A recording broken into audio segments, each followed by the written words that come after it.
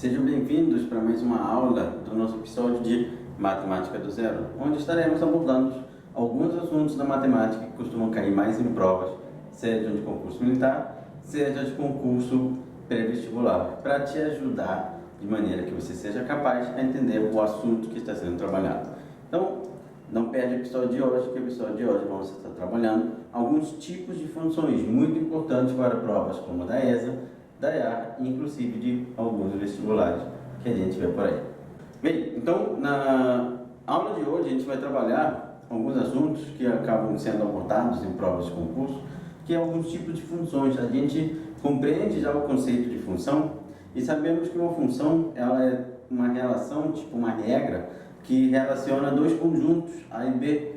E já sabemos diferenciar pelo episódio anterior qual é a ideia da nossa função ser o domínio, qual é a ideia da nossa função, desculpa, o que é chamado dentro da nossa função de domínio e o que é chamado de contradomínio.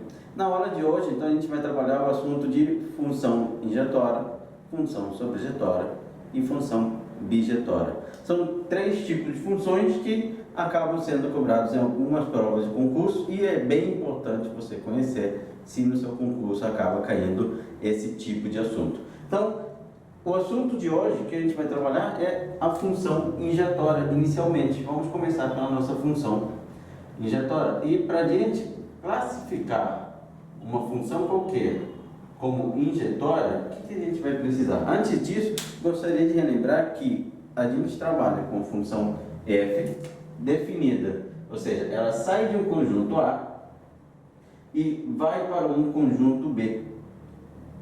Lembra? Função de A e B, ela vem daqui e vai para cá, onde algum valor daqui, x, acaba se transformando em algum y. Essa é mais ou menos a ideia que a gente tinha lá atrás no último episódio. E o que a gente sabia é que os elementos desse conjunto não podiam sobrar. Todo mundo tinha que se relacionar com algum elemento do conjunto B. E os elementos desse conjunto não necessariamente tinham que se relacionar. Ali podia sobrar alguma coisa, digamos dessa maneira. Então, sobre função injetória, o que eu vou poder dizer? Eu vou classificar uma função injetória a toda função onde o y seja exclusivo. O y é exclusivo. Bem, o que seria um y ser exclusivo? Bem, quando eu digo que eu sou exclusivo dessa turma de matemática da ESA, significa que não tenho nenhuma outra turma da ESA dentro da minha grade de horários. Isso quer dizer que eu tenho total exclusividade para aquela turma, ou seja, eu não dou aula para nenhuma outra turma, a não ser ela. Eu pertenço só a ela. Então, essa ideia de pertencer só a uma única coisa é o que a gente garante de y ser exclusivo. O y pertence a um único valor de x. Então, o que eu posso ressaltar é que esse y, sim, ele pertence a um único x. Então é importante a gente ressaltar que a minha função injetória, o y dela precisa ser exclusivo. E isso significa que ele vai pertencer a um único x. Como assim ele vai pertencer a um único x? Bem, a gente associa sempre, além dessa ideia de exclusividade, de pertencer a uma única coisa, é que não importa os valores que você vá substituir dentro da sua função, porque lembra que o objetivo é substituir para a gente encontrar imagens, ou seja, valores de y. Y é o que a gente chama de imagem da função. Lembra disso em relação à nossa última aula? Então, não importa os valores que você vá substituir de x para encontrar alguma imagem, você sempre vai encontrar valores diferentes. Como assim valores diferentes? Os valores não se repetem. Aquele resultado é único e exclusivo para um único x. Não tem como ele se repetir. Então, o que é uma função injetória? É uma função na qual o y é exclusivo, ele pertence a um único x. Ou seja, dois valores de x não vão me dar um único valor de y. Não vou trabalhar a ideia, a notação assim formal que a gente dá, mas sim a ideia do conceito da sua função injetória, que esse é o objetivo nesses episódios que a gente está trabalhando, entender o conceito por trás dentro de uma função injetora, que é o quê? A ideia de que o y ele pertence a um e somente um valor de x. Vamos ver alguns exemplos para a gente verificar isso na prática com mais facilidade. Por exemplo, imagina que eu vou pegar uma função do primeiro grau. Uma função seja, tá, f de x igual a 3x mais 2. Seja uma função do primeiro grau, tá? Uma função qualquer. Imagina que eu quero começar a substituir os valores dela, tá? E quando você começa a substituir, lembra que o resultado que você vai encontrar é o que a gente chama de imagem da função. Então, por exemplo, se eu pego f de 1, o que está aqui dentro do parênteses é o x. Então, quer dizer que eu vou substituir o valor do x por 1 e eu vou encontrar 3 vezes 1 mais 2, que eu vou encontrar 3 mais 2, que vai me dar 5. Esse 5 que eu encontrei é o que a gente chama de imagem do número 1. E esse 5, esse resultado que eu encontrei, ele pertence única e exclusivamente a quem? Ao número 1. Isso é o que a gente classifica como uma função injetória.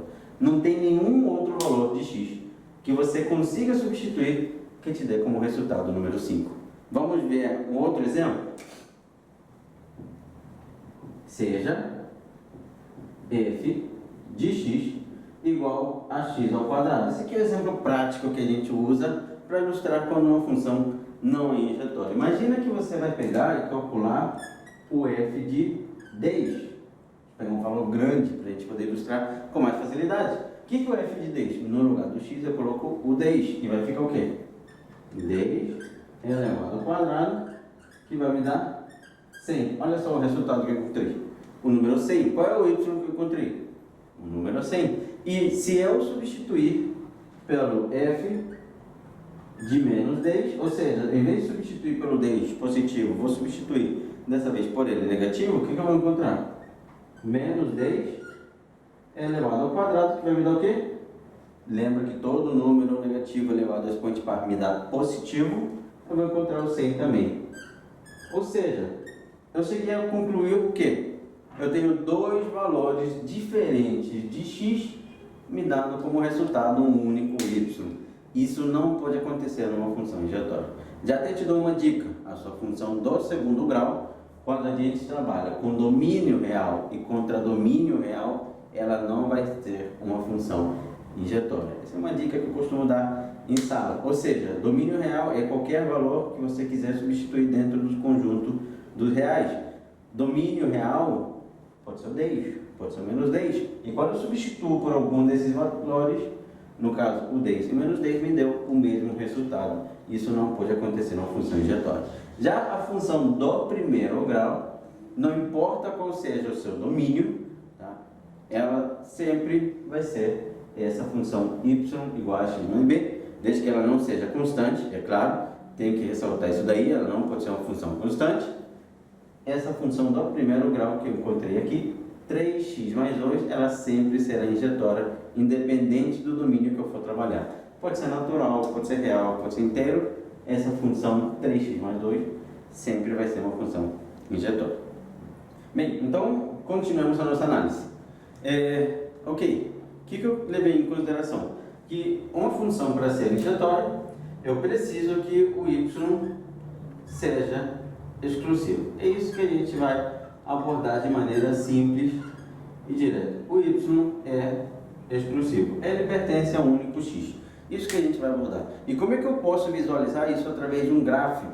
Lembra que quando a gente trabalha função, conseguimos colocar os pares ordenados dentro do plano cartesiano, mostrando o gráfico da minha função. E seria o quê? Imagina que eu te dou um gráfico qualquer que representa o gráfico da minha função. Por exemplo, vou te dar um gráfico qualquer que pode ser o n. Olha só o n aqui. Ó, bonitão o n. Esse gráfico, será que ele representa uma função injetória? Então a pergunta que eu estou levantando agora é: como é que eu vou identificar, através de um gráfico, se a minha função é ou não uma função injetória? Bem, de maneira simples, a gente identifica traçando horizontais. Então, para identificar em gráficos, o que eu vou fazer? Vou traçar retas horizontais. Horizontais. Lembra que horizonte é o quê? Assim, deitadinho. Então, a gente trabalha com vertical e horizontal. Então, vou traçar retas na horizontal. E quando eu traço retas na horizontal, eu tenho que encostar uma única vez no gráfico vermelho. Só uma vez. Se eu encostar mais de uma vez, quer dizer que esse Y que eu passei, ó, que lembra que esse é o eixo Y e esse é o eixo X, aquele Y pelo qual eu passei, ele vai ter 2 valores de X se eu encostar mais de uma vez. 3 valores de X. 4. Então tem que encostar uma única vez. Esse que eu acabei de passar, eu encostei uma vez. Ou seja, para esse Y, eu tenho um único X. Um só. Vou chamar esse aqui de Y1 e esse aqui de X1. Tá? Então eu tenho que traçar horizontais, mas eu tenho que traçar no gráfico inteiro. Então é traçar lá em cima, aqui embaixo e aqui no meio. E olha o que acontece quando eu traço horizontais no meio. Eu encosto uma, 2, 3 vezes. Eu encostei 3 vezes no meu gráfico. O que isso quer dizer para mim? Isso quer dizer que eu tenho 3 valores de X. Ó, eu terei 3, 1 valor de X, 2 valores e 3 me dando o mesmo Y. Aquele Y pelo qual eu acabei de passar, ele não é exclusivo. Então a gente tem esse problema, que quando eu traço horizontais e eu encosto mais de uma única vez, o Y não é exclusivo. Então, para eu verificar que a minha função, através do gráfico dela, seja uma função injetória, eu preciso o quê? Encostar uma única vez. Traçou horizontal, encostou uma vez. Beleza. Posso garantir que essa função é injetória. Traçou horizontal, encostou 2, 3, 4, seja onde for, essa função não será uma função injetória. Então, esse gráfico aqui não representa uma função injetória. Toma cuidado com alguns gráficos, como gráficos de funções exponenciais, que eles costumam ser assim, ó. Esse gráfico, parece que quando eu chego aqui pertinho, eu vou encostar várias vezes, porque ele se prolonga para cá, e ele se prolonga dessa forma. Mas o que acontece é que quando a gente dá um zoom, começa a aproximar aqui, as horizontais elas nunca se encontram. Então, quando você traça uma horizontal aqui, ó, encostei uma vez, tá vendo? Se eu traçar logo aqui embaixo, mesmo assim eu vou encostar uma única vez. Aqui a escala não te permite ver com perfeição. Mas aqui é muito fácil visualizar que você encostou mais de uma vez. Aqui é difícil ver que você não consegue encostar uma única vez, porque ele vai indo assim, só que ele a curva não é tão grande para você ver com facilidade. Você precisaria dar zoom para você reparar isso. Então, quando eu traço aqui horizontais, encontro todos os y sendo exclusivos. Então, esse gráfico de uma função exponencial, ele acaba sendo sim, de fato, uma função injetória. Mesmo parecendo aqui que ele não vai ser quando eu for traçar horizontais, ele sim é uma função injetória. Então, é fácil verificar quando ele não vai ser, porque é fácil ver os 3 pontos em que eu encosto. Tá? E esse tipo de gráfico parece que não vai ser, porque eu vou encostar mais do que uma vez, ou se eu tentar chegar aqui mais perto, parece que eu encosto aqui, e quando eu tento passar aqui, ó, parece que tipo, eu encostei várias vezes, parece que eu passei em cima dele, que é uma outra ideia que a gente pensa, mas não, na verdade, a minha função ela é exclusiva, porque para cada valor de x que você substitui, igual a gente viu agora há pouco, você vai encontrar um único resultado diferente. Então, é isso que a gente trabalha para essa parte de função injetória. Ok, então o conceito sobre função injetória é que o y seja exclusivo. E o que será uma função sobrejetória? Minha função será dita como sobrejetória quando eu puder afirmar que o conjunto imagem dessa função, imagem da função f, esse f nosso, horrível, por aí, o conjunto imagem da função f seja igual ao contradomínio. Eu preciso que o conjunto imagem da minha função seja igual ao contradomínio. Ok. Bem, a princípio isso parece que não me diz nada. Mas na verdade, vamos lembrar um pouquinho sobre função. Vamos lembrar o que é a imagem e o que é o contradomínio. Lembra que a minha função ela vai de um domínio A para um contradomínio B. Então, No contradomínio, o que a gente vai encontrar? Temos um domínio A e um contradomínio B. Vamos de A para B, onde no domínio eu posso ter vários valores de x, posso ter x1, x2, x3 e assim por diante. E no contradomínio B, aqui nesse conjunto, eu posso ter vários valores de y e, inclusive, mais do que deveria, y1, y2, y3, y4. E na minha função, para a gente poder classificar melhor, para a gente poder garantir que aquela relação é uma função, eu vou precisar que todo mundo em A esteja relacionado com alguém em B. Isso quer dizer que eu preciso que ninguém sobre no conjunto A. Não pode sobrar ninguém no seu conjunto A. Tá? É isso que eu vou precisar. Já no conjunto B pode sobrar. Ok. Mas o que era a imagem da função? A imagem da função eram os valores de y que recebiam setinha, que se relacionavam com alguém, que eram resultado de algum x.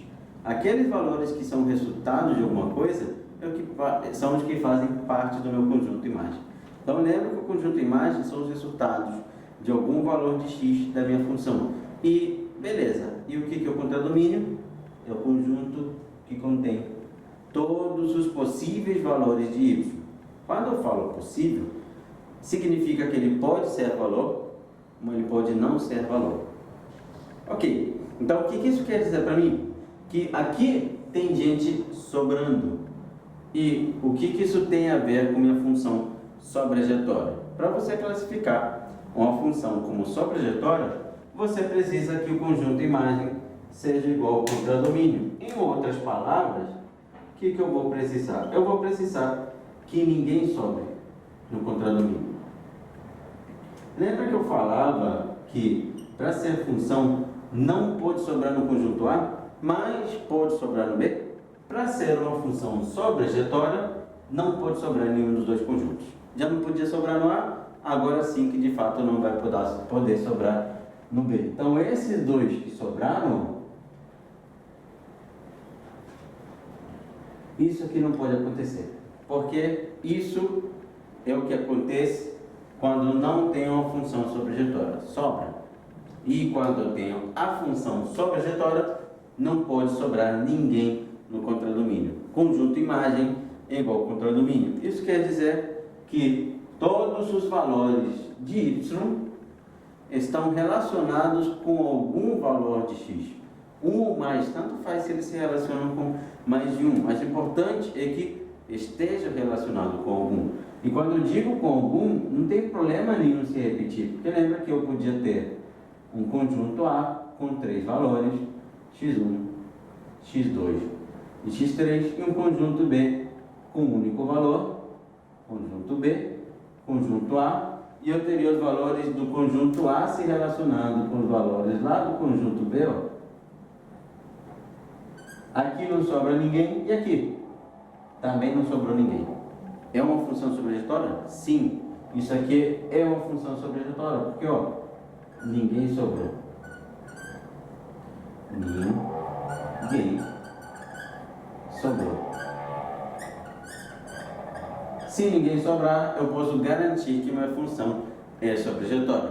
Então, eu preciso que o conjunto imagem, todos os valores de y, seja igual ao contradomínio. Ou seja, eu preciso que ninguém sobre no contradomínio. Como é que a gente pode ver isso na prática? Ou seja, eu mostrei agora há pouco como é que a gente podia ver isso na prática quando eu substituía alguns valores em algumas funções. Ou seja, eu pegava aquela função, aí eu substituía o valor e eu conseguia ver na prática como é que, de fato, eu não conseguia encontrar dois valores para o mesmo y. E como que eu conseguia encontrar, através de dois valores, o mesmo y. Só voltar um pouquinho atrás no vídeo. Mas, como é que eu vou mostrar que a minha função, substituindo valores, vai sempre me dar um resultado? É a mesma ideia. Você pega, por exemplo, a função f de x igual a 3x mais 5, se não me engano foi essa daí que eu substituí. Imagina que eu estou trabalhando com um contradomínio real, ou seja, o contradomínio pode ser qualquer número real que você quiser trabalhar, Inclusive pode ser positivo, negativo ou zero, pode ser qualquer valor que você quiser usar. Isso quer dizer o que para mim? Que todos os y que estão no contradomínio, eles precisam estar relacionados com algum x. Se você pegar essa função e igualar algum y, 3x mais 5, igual, por exemplo, que o resultado seja menos 10, 3x mais 5 igual a menos 10, eu preciso encontrar uma solução. Se você pegar essa função 3x mais 5 e igualar a 10, um negativo e um positivo, eu também preciso encontrar uma solução. E se você pegar 3x mais 5 e igualar a 0, eu também preciso encontrar uma solução. Não importa os valores que você pegue do contradomínio, você precisa sempre encontrar uma solução. Sempre vai precisar encontrar um valor de x no seu domínio. Então é isso que a gente trabalha em relação à função sobrejetória. Você precisa sempre encontrar algum valor de x que satisfaça isso no seu domínio. Então vamos notar um exemplo onde a gente precisa identificar se os valores do contradomínio realmente estão todos sendo imagens de algum valor de x. Então olha esse exemplo aqui. Exemplo. Seja f definida de Vou pegar um exemplo que seja mais fácil da gente trabalhar. F definida em n para n. Estou pegando uma função que vai de n em n e f de x igual a 3x menos 1. Essa vai ser a minha função. O valor dela será 3x mais 1, melhor, mais 1. Só para não dar problema na nossa função. Eu quero que ela seja definida de natural em natural e que o valor da f seja 3x mais 1. Verifique se f é sobrejetório. Nossa, esse acento ficou bem longe, né? É sobrejetório. Beleza, então vamos verificar se a nossa função ela será uma função sobrejetória. Para isso eu vou precisar que ninguém sobre aonde? No contradomínio. Qual é o contradomínio da minha função? Lembra que essa é a notação da minha função, onde ele me diz o domínio e o contradomínio? Então, ela vai de onde? De um domínio natural, é o primeiro conjunto, para onde? Para um contradomínio natural também. Então, ela parte de um domínio natural e vai para um contradomínio natural. Eu peguei isso de onde? Do enunciado. Nesse tipo de questão, onde eu quero classificar a função como injetória, sobrejetória, eu vou precisar sim olhar para o enunciado, porque lá está a informação mais importante, que é domínio e contradomínio. Beleza, identifiquei. E agora o que eu faço? Qual é o domínio? Domínio são os números naturais. 0, 1, 2, 3, 4, assim por diante. Esse será o nosso domínio. 0, 1, 2, 3, 4. E qual será o contradomínio? 0, 1, 2, 3, 4. Também são os mesmos valores. Ou seja, o contradomínio são os naturais e o domínio também são os naturais. Seria o mesmo conjunto. Mas onde eu quero chegar com isso tudo? Eu quero chegar aos valores de y. Quais são os valores de y que eu vou encontrar quando eu substituir o x por 0, 1, 2, 3, 4. Então, isso aqui é o quê? Esse domínio são os valores de x. Eu vou substituir os valores de x pelos valores que ele me dá no domínio. Então, quem é f de 0? F de 0 é a função quando o x for 0. Eu vou substituir o x por 0. O que eu vou encontrar?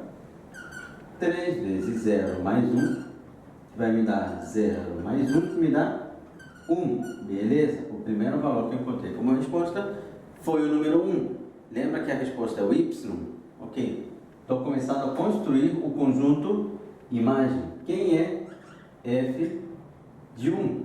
F de 1 é 3 vezes 1 mais 1, que vai me dar 3. Mais 1, que será 4. Ok, show. Beleza, encontrei mais uma resposta, que é o número 4. Vamos substituir só mais uma vez.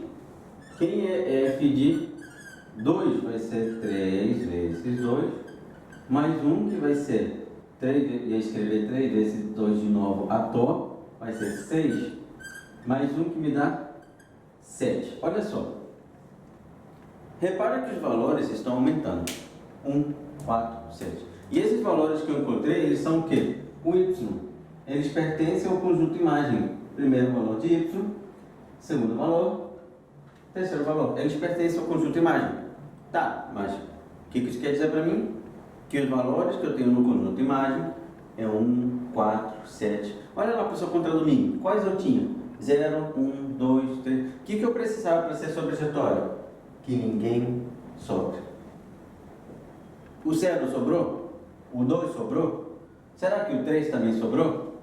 Poxa, por que eu não encontrei o número 3 como resposta? Vamos igualar a 3 para ver o que acontece, para ver se de fato eu não vou encontrar o 3 como resposta. Pega isso daqui e iguala a 3. Vai ficar 3x mais 1 igual a 3. Por que eu não encontrei o 3 como resposta? Vamos ver. Aí vai me dar 3x igual a 3, 1 vai para lá diminuindo, menos 1 que me dá 2. E o 3, ele está multiplicando, vai para o outro lado, dividindo. X igual a 2 dividido para 3. Olha só, 2 terços é um número natural. Por que eu estou perguntando se é um número natural? No enunciado está sempre a parte mais importante da questão quando eu trabalho com função injetória e sobrejetória. Olha o domínio natural. Vê se 2 terços pertence ao seu domínio.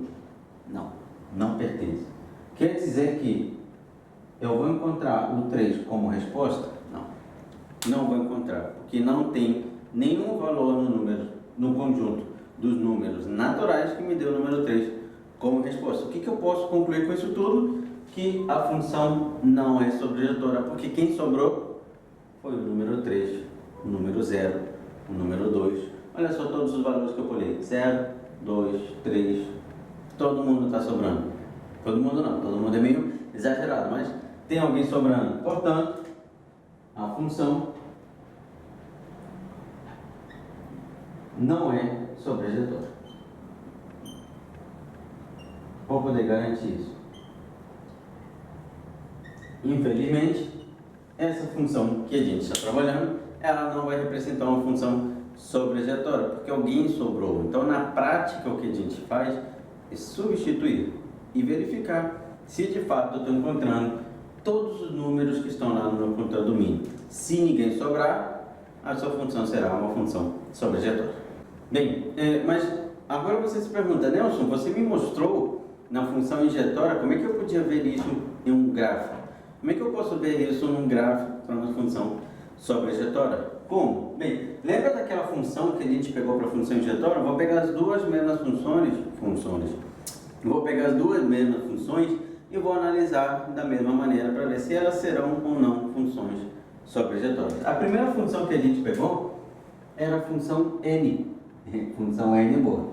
Aquela função que parecia um n que eu fiz ali, uma curva meio assim. Essa função. Nossa, dessa vez o n ficou feio, mas beleza. Essa é a nossa função n, função Nelson.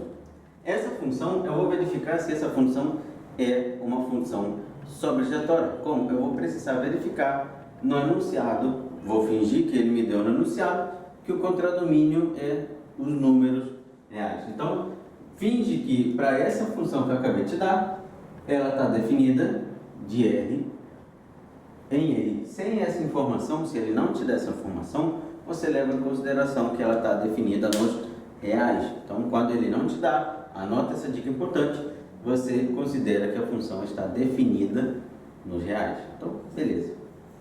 Vamos verificar se essa função é ou não uma função sobrejetória. Como? Do mesmo jeito que a gente identifica funções injetórias, a gente vai traçar horizontais. Mas qual vai ser o objetivo dessa vez? O objetivo vai ser que você encoste no gráfico. Como assim? Traça uma horizontal. Encostei. Perfeito. Traça mais uma horizontal. Encostei. Perfeito. Se você ficar traçando horizontais e sempre encostar no gráfico, você vai garantir que a função é uma função sobrejetória. Então, olha só. Tracei, encostei, tracei. encostei. Posso traçar onde eu quiser, que eu sempre vou encostar. Eu vou garantir que a função f é sobre injetória. Lembra que ela não era injetória porque eu encontrava dois valores de x para um único y. Porém, ela será sobre injetória porque ninguém vai sobrar no contradomínio dela. Qual era a segunda função que a gente trabalhou? Era essa daqui.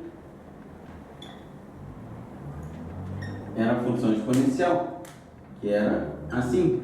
E lembra que eu estou trabalhando o quê? Eu estou trabalhando sendo f definida de r em r, domínio real contra domínio também. Então, estou indo de r para r, beleza. Essa será a nossa função. E vou verificar, traçando horizontais, se de fato alguma coisa vai ou não sobrar. Então, vamos ver. Tracei horizontal, não sobrou. Tracei horizontal, olha só, está encostando, tem que encostar. E olha só aqui embaixo. Olha só. Olha só. Não estou encostando. Está vendo esse monte de gente que está sobrando? O que eu vou poder afirmar? Que f não é sobrejetória. Quando você traçar horizontais e alguém não encostar no seu gráfico, alguma delas não encostou, você vai garantir que a função não é uma função sobrejetória.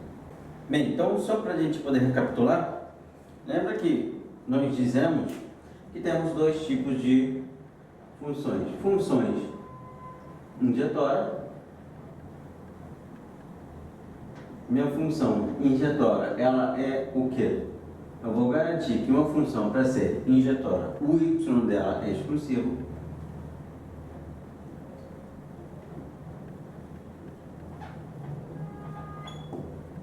E temos funções sobrejetórias.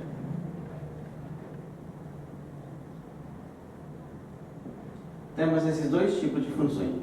E para a função ser sobrejetória, o que a gente garantiu? Precisávamos que a nossa função, para ela ser sobrejetória, ninguém sobrasse no contradomínio. Ninguém sobra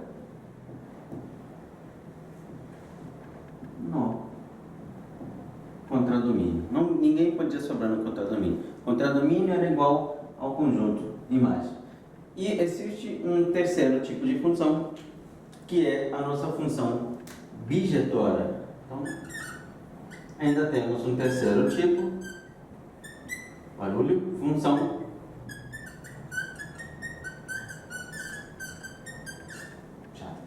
que é a nossa função bijetória. Qual é a função bijetória? A função bijetória, ela vai ser a soma da função injetória com a sobrejetória. Quando eu digo a soma, não é que eu vou somar mesmo não, é que tem que ser as duas ao mesmo tempo. A nossa função injetória mais sobrejetória, quando eu pegar uma função e for as duas ao mesmo tempo, ela será uma função sobrejetória. Para uma função ser classificada como bijetória, eu vou precisar que ela seja injetória e sobrejetória ao mesmo tempo. Ou seja, que além do y ser exclusivo, ele pertence a um único valor de x, exclusivo de uma única coisa, eu vou precisar que ninguém sobre no contradomínio. Imagina que você, novamente, vamos para aquele exemplo prático, que eu estou dentro de sala de aula e além de eu ser exclusivo daquela turma, não concorda?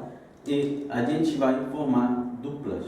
Nossa, na hora de fazer uma prova de matemática, decidimos que vamos fazer a prova em dupla. Eu lembro que quando eu estava na escola, a gente ia fazer trabalho em dupla, ou prova em dupla em matemática, ficava rolando um pouquinho de discussão para ver quem fazia comigo. Quem fazia sempre era minha irmã, porque a gente tinha uma malandragem de que ela fazia o dever de artes e eu fazia o de matemática. Então, se o professor de artes está ouvindo isso, já sabe que acontecia isso. E imagina que nesse caso específico, quando a gente vai formar duplas, além de eu ser exclusivo da minha irmã, ou seja, eu formar a dupla somente com ela, digamos dessa forma, ninguém vai ficar de fora.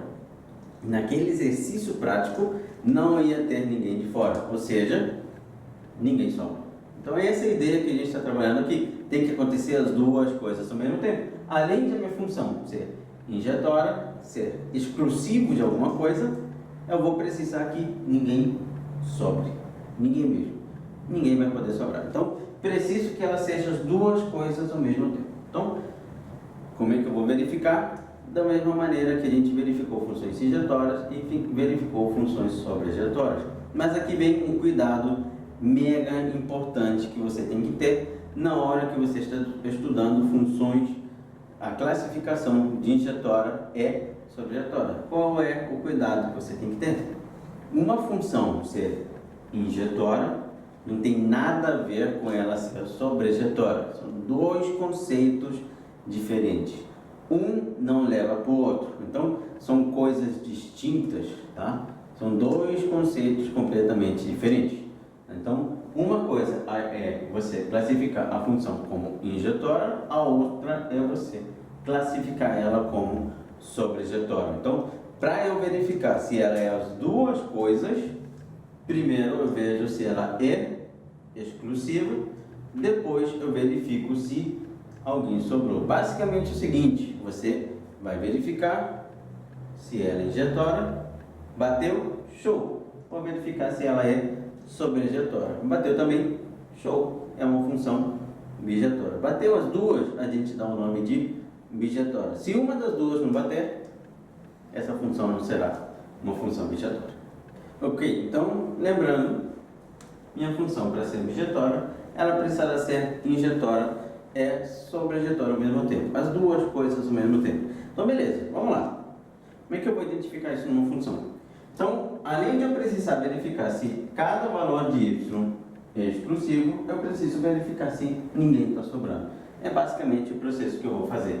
Então, vamos pegar um exemplo aqui para a gente poder ilustrar. Exemplo, seja f definida de R em R com f de x igual a 2x menos 4, verifique se f é injetória, sobrejetória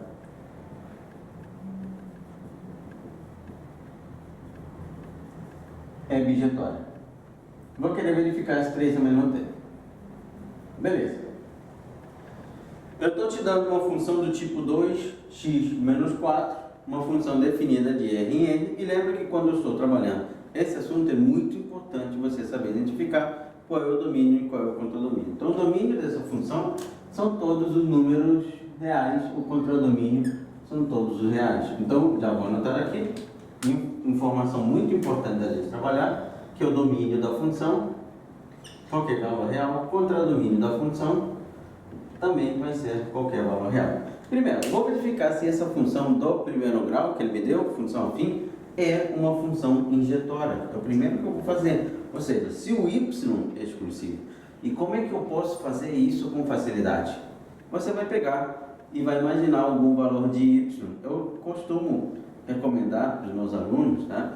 Ainda mais que a gente está trabalhando básico, é imaginar um positivo, um negativo e o zero. E verificar se eu consigo encontrar o resultado para esses três valores que eu acabei de imaginar. Isso não é um método 100% correto de utilizar, porque você pode acabar imaginando logo um que seja o quê?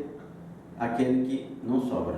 E o objetivo não sobra, desculpa. Aquele que não necessariamente vai encontrar dois resultados. Aquele que realmente é exclusivo. Porque se você imaginar a função n, tinha um pedacinho lá em cima. Volta lá atrás no vídeo, um pedacinho lá em cima, onde aquele cara era exclusivo.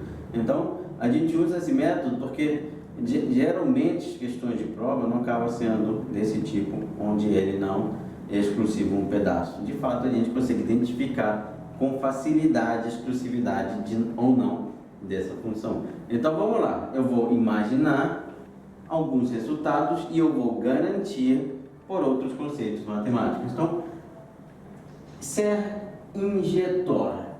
A função ser injetória. O que eu vou garantir? Que 2x menos 4 igual a y, esse y tem que ser exclusivo. O resultado tem que pertencer a um único x. E aí você imagina, idealiza algum valor de x, por exemplo, de y, por exemplo, o número 10. Vou imaginar o número 10. E quando eu substituo por 10, eu encontro o quê?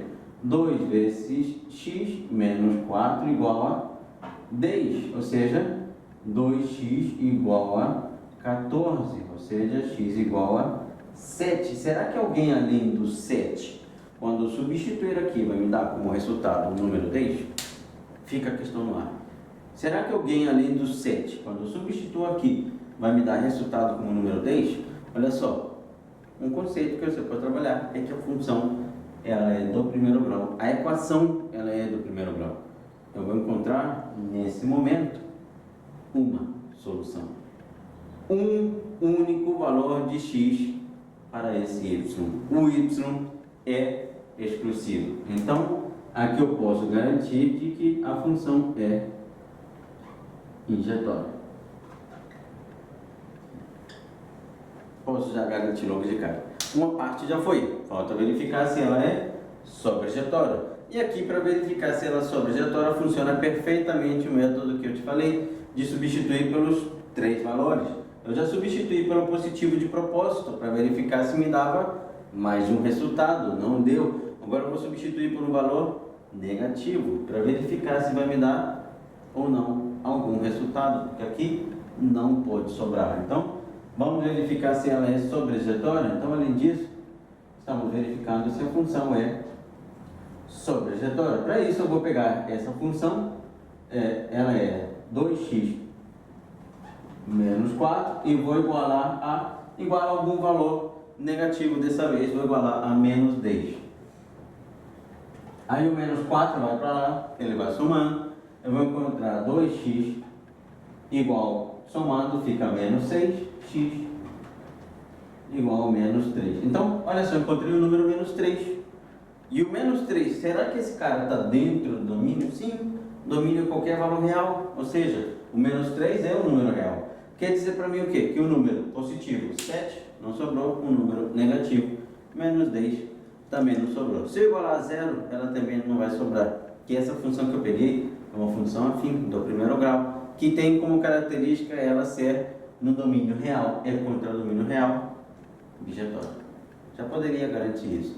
Então, uma dica que eu te dou aqui: funções do primeiro grau definidas de R em R sempre serão bijetórias. Então, essa comprovação que eu fiz aqui, de verificar se realmente ou não ia me dar mais de um resultado, ou se eu ia encontrar algum resultado, é válida, mas a dica fundamental é que, por ser do primeiro grau, você podia garantir essa validez. Validez é boa logo de cara. Então, a sua função é uma função bijetória. Então, esse é o método que a gente utiliza.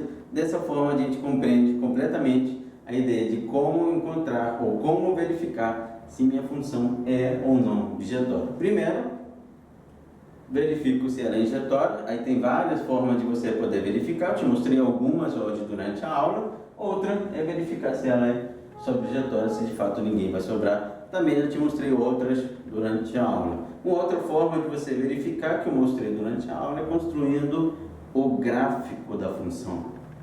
Isso aí é muito forte, porque construir o gráfico da função te dá com perfeição se ela é ou não uma função injetória e ainda se ela é ou não uma função sobrejetória.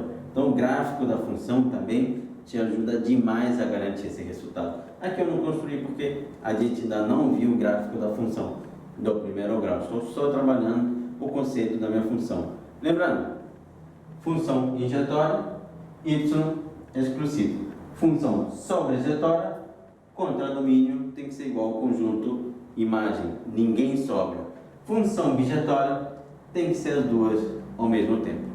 Bem, com isso chegamos ao fim de mais um episódio da nossa série de Matemática do 0 a 1, onde o objetivo aqui é abordar os conceitos iniciais de cada assunto dentro da matemática de maneira simples e didática para te ajudar a compreender o que está sendo trabalhado. O próximo assunto que iremos trabalhar vai ser a nossa função afim. Caso você deseje algum outro assunto ou você queira que a gente trabalhe alguma outra coisa, não deixe de colocar nos comentários que eu estarei te atendendo breve. Bom te ver, bom te ter aqui. Grande abraço e até!